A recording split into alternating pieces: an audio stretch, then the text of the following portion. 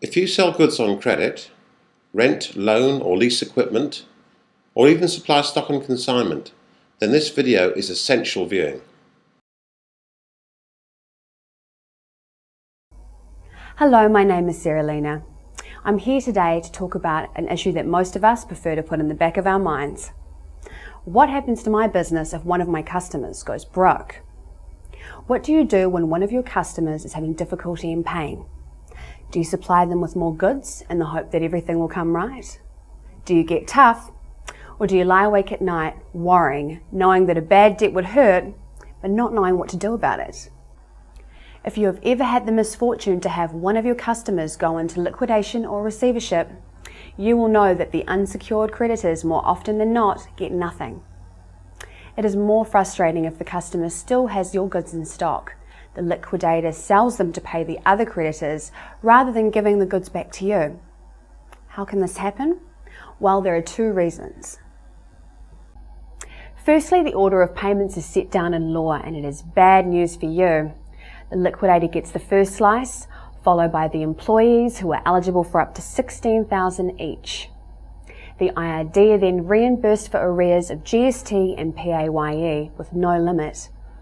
After this, secured creditors such as banks get their share. It is easy to see how by this time there can be nothing left for you.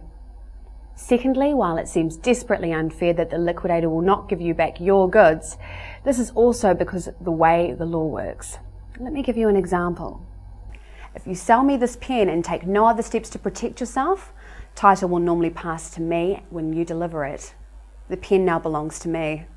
If for any reason I do not pay, your only option is to sue me for the money. You cannot get back your pen for the simple reason that you no longer own it. But it is no use trying to sue me if I've gone broke. You probably won't get a cent and you'd be throwing good money after bad to try and chase the debt. This situation is crazy and most business people think it is just plain wrong. As a consequence, the bright idea of retaining ownership until paid arose some 35 years ago as a negotiated term in the contract.